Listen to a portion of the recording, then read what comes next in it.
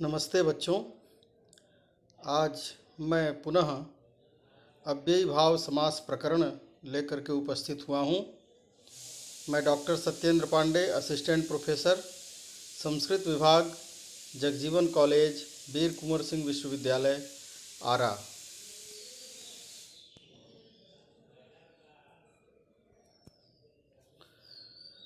तो सूत्र हम लोग पढ़ रहे थे।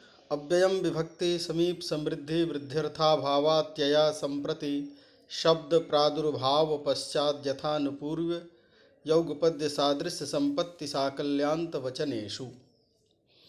इस सूत्र का हम लोग विभक्ति अर्थ में जो समास हो रहा था वो पढ़ चुके हैं। अब दूसरा अर्थ है समीप। समीप अर्थ में जो अव्यय विद्यमान होगा उसका समर्थ सुबंत के साथ समास होगा, और उसका उदाहरण है कृष्णस्य समीपम उपकृष्णम, अर्थात कृष्ण के जो समीप होगा उसको बोलेंगे उपकृष्ण। अब यहाँ पर इसका ये लौकिक विग्रह हुआ और अलौकिक विग्रह है कृष्णंगस और उप। तो इस सूत्र से समास हो जाएगा समीप अर्थ में, और समास होने के बाद प्रातिपदिक संज्ञा होगी। प्रातिपदिक होने के बाद विभक्ति का लोप हो जाएगा और बनेगा कृष्ण और उप। उसके बाद उप इस अव्यय की प्रथमा निर्दिष्टम समास उपसर्जनम, इस सूत्र से उपसर्जन संज्ञा होगी, उसका पूर्व निपात हो जाएगा, उपकृष्ण बनेगा। उसके बाद फिर से प्रातिपदिक संज्ञा आएगी और सु आएगा, और चूँकि यह अव्ययीभाव समास है तो सु का लोप प्राप्त रहेगा, लेकिन चूँकि यह उपकृष्ण अदंत शब्द है इसलिए उसको नाव्ययी भावादतो अम्त पंचम्या, इस सूत्र से अमादेश हो जाएगा, तो बन जाएगा उपकृष्णम। और अमादेश पंचमी विभक्ति को छोड़ करके होता है, तो पंचमी विभक्ति में उपकृष्णात् बनेगा। और तृतीया सप्तमी और बहुलम जब सूत्र लगाएंगे, जब तृतीया विभक्ति और सप्तमी विभक्ति लाएंगे तो वहाँ विकल्प से समास होगा, तो विकल्प से अमादेश होगा, तो वहाँ उपकृष्णेन भी बनेगा और उपकृष्णे ऐसा भी प्रयोग बनेगा। तो इस तरह से समीप अर्थ में उपकृष्णम बनता है। अब कहते हैं समयाग्रामम निकषालंकाम। ये दो जो उदाहरण आते हैं समयाग्रामम, यहाँ समया जो अव्यय पद है तो उस अव्यय का अर्थ है निकट, तो निकट अर्थ में जो समया आया है उसका ग्राम शब्द के साथ समास हो जाना चाहिए। तो कहते हैं उसी तरह से, और निकषालंकाम, लंका के निकट, तो यहाँ निकषा शब्द भी अव्यय है तो उसके साथ लंका का समास होना चाहिए। कहते हैं नहीं, समास नहीं होगा। क्योंकि कारक प्रकरण में अभितः परितः समया निकषा प्रतियोगेपि, इस वार्तिक के द्वारा समया और निकषा के योग में द्वितीय विभक्ति का विधान होता है, इसलिए यहाँ पर उस वार्तिक के द्वितीय विभक्ति के विधान की वजह से यहाँ समास नहीं होगा। उसी तरह कहते हैं आराध वनाद इत्यत्र तु नाव्ययी भावः। अब आरात वनात, आरात का अर्थ है समीप में, तो यहाँ पर भी आरात वनात है, यहाँ भी समास होना चाहिए, अव्यय अर्थ में है।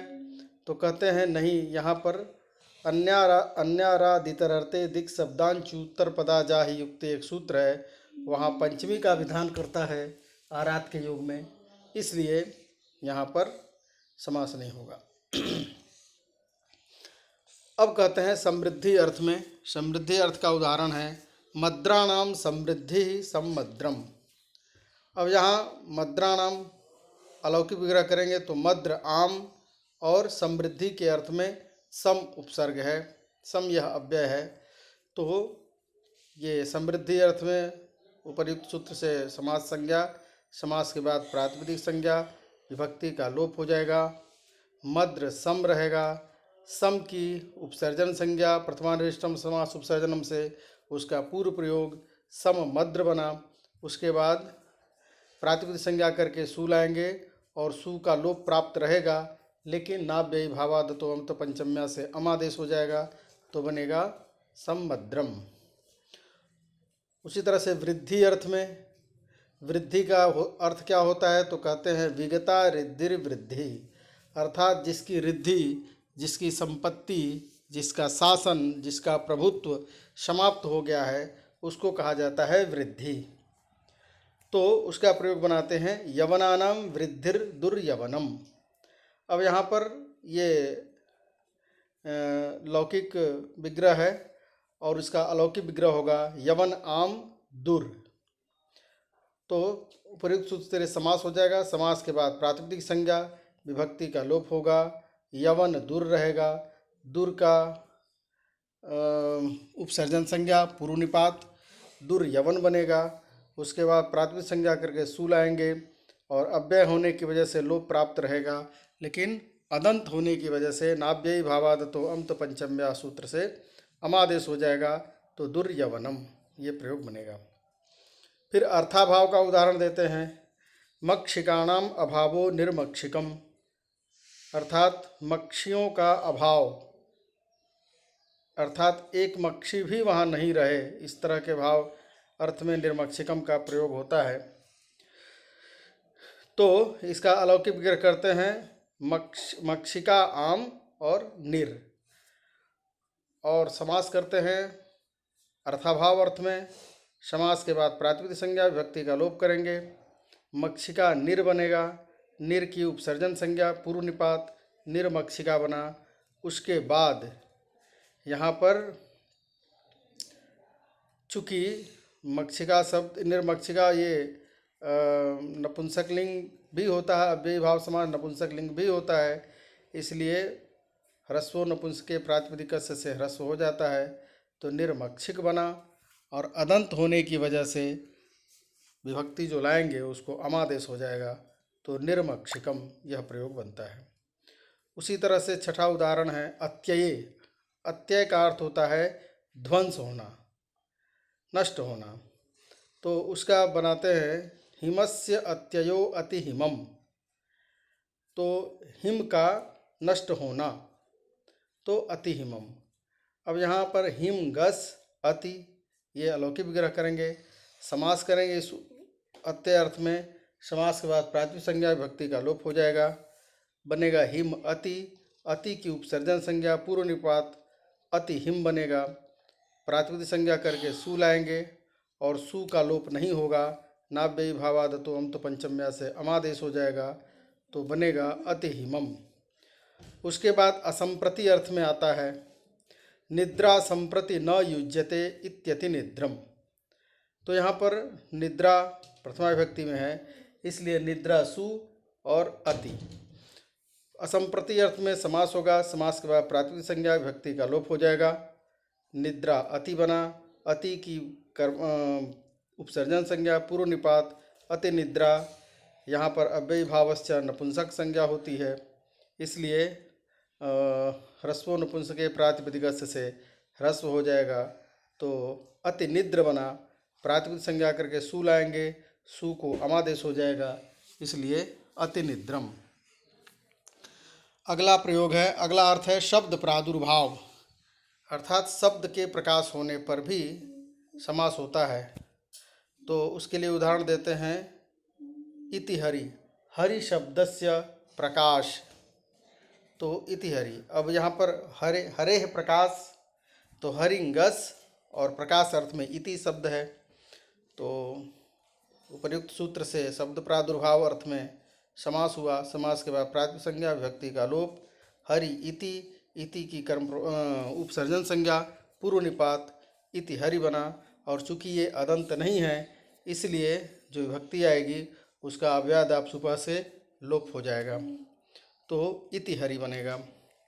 उसी तरह से पश्चात अर्थ में बनेगा विष्णोः पश्चात अनुविष्णु, तो विष्णु गस और पश्चात अर्थ का वाचक है अनु, तो पश्चात अर्थ में समास हुआ इस सूत्र से। समास के बाद प्रातिपदिक संज्ञा विभक्ति का लोप हुआ और अनु की उपसर्जन संज्ञा पूर्व निपात अनु विष्णु बना। फिर से प्रातिपदिक संज्ञा सु लाएंगे और उसका लोप हो जाएगा, क्योंकि ये अदंत तो है नहीं, ये उदंत शब्द बन गया अनु विष्णु, इसीलिए उसका लोप हो जाएगा। तो अनु विष्णु ऐसा प्रयोग बनेगा। अब कहते हैं पश्चात शब्दस्य तु नायम समासः। पश्चात शब्द के साथ समास नहीं होगा। क्यों?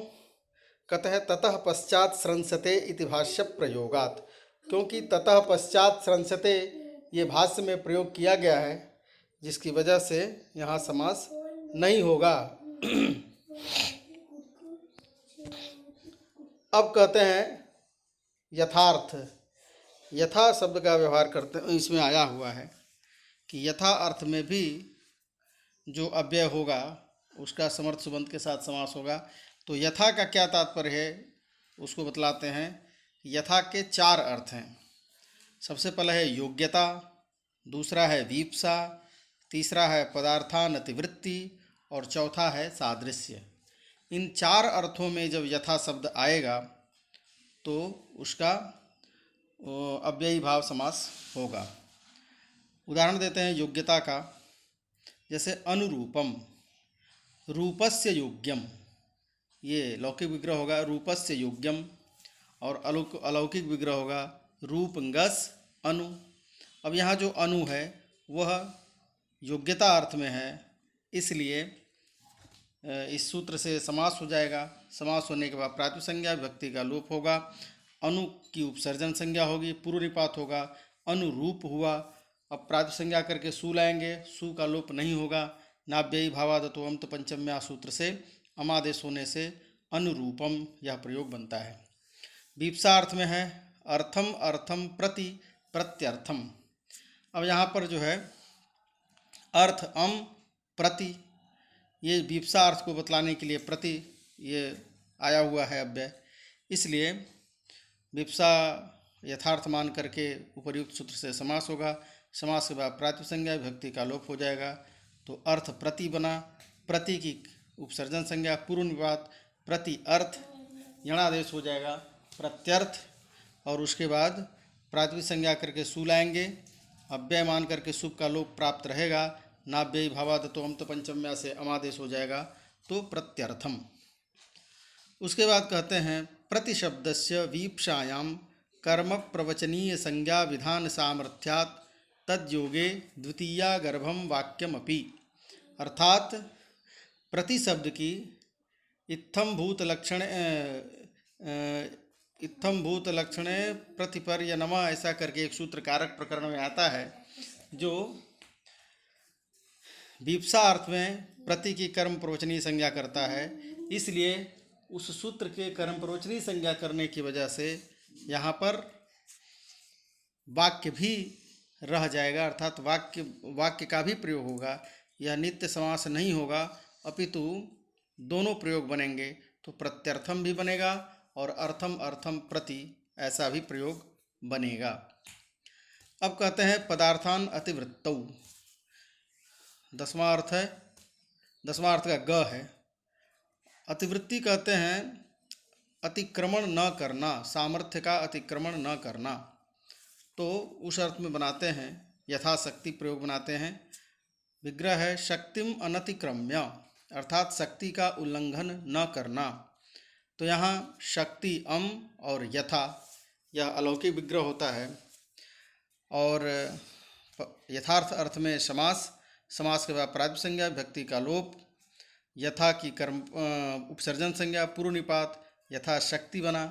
उसके बाद जो है प्रातिपदिक संज्ञा विभक्ति लाते हैं, लेकिन विभक्ति का लोप हो जाता है क्योंकि ये अदंत नहीं है। इस वजह से नाव्ययी भावादतो सूत्र की प्रवृत्ति नहीं होती है, तो यथाशक्ति प्रयोग ही बन जाता है। कोई इसके आगे विसर्ग इत्यादि कुछ नहीं होगा, यथाशक्ति। उसी तरह से सादृश्य अर्थ में हरे हे सादृश्यम सहरि। तो यहाँ पर जो है हरिंगस और सह ऐसा अलौकिक विग्रह करते हैं। समास करते हैं यथार्थ अर्थ में प्रातिपदिक संज्ञा विभक्ति का लोप करते हैं, सह की उपसर्जन संज्ञा पूर्व निपात, तो सह हरि ऐसा प्रयोग बना। उसके बाद सह को एक सूत्र आएगा जो सह को स कर देता है, तो इसीलिए कहते हैं वक्षमाणे न सहस्य सह, अर्थात आगे आने वाले सूत्र से सह को स आदेश हो जाएगा, तो स हरि बना। उसके बाद प्रातिपदिक संज्ञा करके विभक्ति लाएंगे और इदंत होने की वजह से विभक्ति का लोप हो जाएगा, तो सहरी प्रयोग ही बनेगा। उसके बाद अनुपूर्व अर्थ, अनुपूर्व अर्थ होता है उसके अनुकूल व्यवहार करना। जैसे ज्येष्ठस्य आनुपूर्वेण अनुज्येष्ठम, अनुज्येष्ठ प्रयोग बना रहे हैं, तो ज्येष्ठस्य तो ज्येष्ठ गस और अनुपूर्व अर्थ को कहने वाला यहाँ पर अनु है, तो अनुपूर्व अर्थ मान करके समास, समास के बाद प्रातिपदिक संज्ञा विभक्ति का लोप, अनु की उपसर्जन संज्ञा पूर्व निपात, अनुज्येष्ठ हुआ और ये अदंत शब्द है, इसलिए प्रातिपदिक संज्ञा करके सु लाएंगे और सु को हो जाएगा अमादेश नाभ्ययी भावादतों से, तो अनुज्येष्ठम ये प्रयोग बनेगा। उसके बाद युगपद्य अर्थ में एक साथ युगपद, इस अर्थ में सचक्रम प्रयोग बनाते हैं।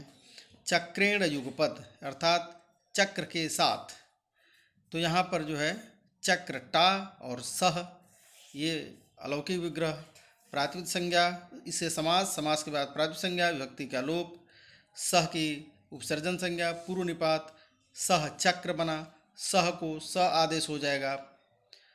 अब उसके बाद जो है स चक्र बना, फिर से प्रातिपदिक संज्ञा और सु लाएंगे, और चूंकि ये अदंत शब्द है इसलिए सु को अमादेश हो जाएगा, तो सचक्रम वो सूत्र है जो सह को स आदेश कर रहा है। अव्ययी भावे चा काले, यह कहता है कि सह को स आदेश होता है अव्ययी भाव समास में, न तु काले, अगर कालवाची शब्द होगा तब नहीं होगा। तो इसी सूत्र से ये सहरी में स आदेश होता है सह को, और सचक्रम में स आदेश होता है। अब कहते हैं कालवाची शब्द रहेगा तब नहीं, जैसे सह पूर्वाहणम, पूर्वाहणेन सह, अब यहाँ पर जो है पूर्वाहण कालवाची शब्द है, इसलिए सह को स आदेश नहीं होता है। अब सादृश्य अर्थ में प्रयोग बनाते हैं। सदृशः सख्या स सखी, अर्थात सखी के दोस्त के समान, तो यहाँ पर सखी टा और सह ये अलौकिक विग्रह होता है। सादृश्य अर्थ में इस सूत्र से समास, समास के बाद प्रातिपदिक संज्ञा विभक्ति का लोप, सखी सह बना, सह की उपसर्जन संज्ञा पूर्व निपात और सह को स आदेश हो जाएगा, तो ससखी बना। इदंत होने की वजह से विभक्ति लाएंगे और उसका लोप हो जाएगा अव्यादाप सुपह से, क्योंकि यहाँ अदंत नहीं है इसलिए नाभ्ययी भावादतो सूत्र की प्रवृत्ति नहीं होगी, तो ससखी प्रयोग बनेगा। अब एक बात यहाँ कहना चाह रहे हैं कि सादृश्य अर्थ, सादृश्य इस सूत्र में पढ़ा गया है, और एक यथा जो अर्थ कहे, यथा का जो अर्थ कहे उसमें भी सादृश्य शब्द आता है, तो ये दो सादृश्य रखने की क्या ज़रूरत है, तो उसी का ये उत्तर देते हैं। यथार्थत्वे नैव सिद्धे पुनः सादृश्य ग्रहणम गुणभूतेपि सादृश्ये यथा स्यात् इत्येवम अर्थम, अर्थात यथार्थ इस अर्थ में ही सिद्ध हो जाता सादृश्य अर्थ, फिर सादृश्य अलग से कहने की क्या जरूरत थी, तो कहते हैं गुणभूतेपि सादृश्य यथा स्यात्। वहाँ पर जो है जो इस सूत्र में वचनीय ग्रहण किया गया है, तो इसका मतलब है कि ये अर्थ प्रधान होना चाहिए, तो प्रधान अर्थ जहाँ पर रहेगा वहीं पर इस सूत्र से समास होगा। तो डबल जो सादृश्य अर्थ ग्रहण किए, इसका मतलब है कि जहाँ सादृश्य अर्थ वाला शब्द गुणीभूत रहेगा अर्थात प्रधान नहीं रहेगा, वहाँ पर भी इस सूत्र से समास हो जाएगा। तो उसके बाद जो है संपत्ति अर्थ में बनाते हैं, छत्राणाम संपत्ति ही सक्षत्रम। अब यहाँ छत्र आम सह ये अलौकिक विग्रह होता है और संपत्ति अर्थ में उपर्युक्त सूत्र से समास होता है। प्रातिपदिक संज्ञा विभक्ति का लोप होता है। छत्र सह बना, सह की कर्म उपसर्जन संज्ञा और उसका पूर्व निपात सह छत्र बना और सह को अव्ययी भावे चा काले सूत्र से स आदेश हो जाता है तो सक्षत्र हुआ। उसके बाद अदंत होने की वजह से प्रातिपदिक संज्ञा करके सु लाएंगे और सु को नाव्ययी भावादतो इस सूत्र से अमादेश कर देते हैं तो बनता है सक्षत्रम। अब कहते हैं एक प्रश्न और है कि यहाँ पर जो है समृद्धि अर्थ भी दिए और संपत्ति अर्थ भी दिए, तो दोनों में क्या फर्क है? अव्यय विभक्ति समीप समृद्धि, ये समृद्धि अर्थ भी है और अंत में संपत्ति अर्थ भी है। तो उन दोनों के अर्थ को बतला रहे हैं कि रिद्धे है आधिक्यम समृद्धि। समृद्धि किसे कहते हैं? तो रिद्धि की अधिकता जहाँ पर होती है उसे समृद्धि कहते हैं। रिद्धि क्या है? रिद्धि कहते हैं धन दौलत संपत्ति की अधिकता जहाँ पर होगी, जब ये अधिक मात्रा में होंगे तब समृद्धि कहलाएगी। और अनुरूप आत्मभाव संपत्ति इति, और अनुरूप अर्थात जितना होना चाहिए उतना है। अगर किसी के पास धन दौलत उतना ही है जितना होना चाहिए, जो ज़रूरत है उसके हिसाब से अगर धन संपत्ति है किसी के पास तो वो संपत्ति कहलाएगी, वो समृद्धि नहीं कहलाएगी। इसलिए ये दोनों बिल्कुल अलग अलग हैं। इसलिए दो अर्थों को कहने के लिए दो शब्द का प्रयोग किया गया, समृद्धि और संपत्ति। अब कहते हैं साकल्य अर्थ। साकल्य का अर्थ होता है संपूर्ण, तो उसका जो है उसके लिए प्रयोग बनाते हैं तृणम अपरित्यज्य सतृणम अत्ति। तृणम अपि अपरित्यज्य अर्थात अब तृणम अपि अपरित्यज्य तो तृण अम और सह, ये प्रयोग ये अलौकिक विग्रह कहते हैं। और साकल्य अर्थ का वाचक यहाँ पर सह है। इसकी उपयुक्त सूत्र से समास के बाद प्रातिपदिक संज्ञा विभक्ति का लोप होता है और तृण सह बना, सह की उपसर्जन संज्ञा पूर्व निपात तो सह तृण और सह को अव्ययी भावे चा काले से स आदेश हो जाता है तो सतृण बना।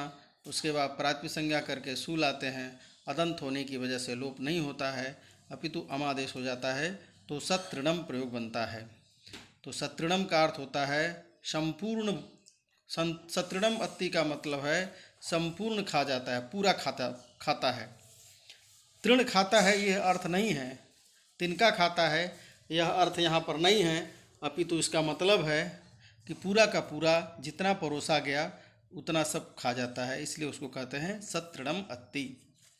वही देते हैं साकल्येन इत्यर्थ अर्थात संपूर्ण रूप से। न तो अत्र तृण भक्षणे तात्पर्यम, तिनका खाता है ये तात्पर्य नहीं है। अब अंत अर्थ में जो है प्रयोग बनाते हैं अग्निग्रंथ पर्यंतम अधीते, अर्थात पूरा का पूरा अग्नि ग्रंथ, अग्नि को प्रतिपादित करके कोई जो ग्रंथ लिखा गया है उसको पढ़ता है तो उसके लिए प्रयोग बनेगा साग्नि। तो इसका विग्रह करते हैं अग्निना सह, ऐसा कर सकते हैं तो अग्निटा सह ऐसा प्रयोग, ऐसा अलौकिक विग्रह होगा। और अंत अर्थ में समास होगा, समास के बाद प्रातिपदिक संज्ञा विभक्ति का लोप, सह की उपसर्जन संज्ञा पूर्व प्रयोग सह अग्नि बना, सह को स आदेश साग्नि बन गया संधि होने की वजह से, या दीर्घ संधि होने की वजह से साग्नि बना। ईदंत होने की वजह से प्रातिपदिक संज्ञा करके जो सु लाएंगे उसका लोप हो जाएगा तो प्रयोग बनेगा साग्नि। अब एक सूत्र है यथा सादृश्य।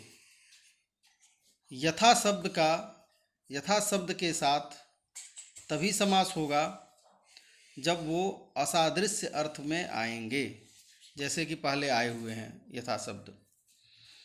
तो अगर असादृश्य अर्थ रहेगा तभी यथा शब्द का समास होगा।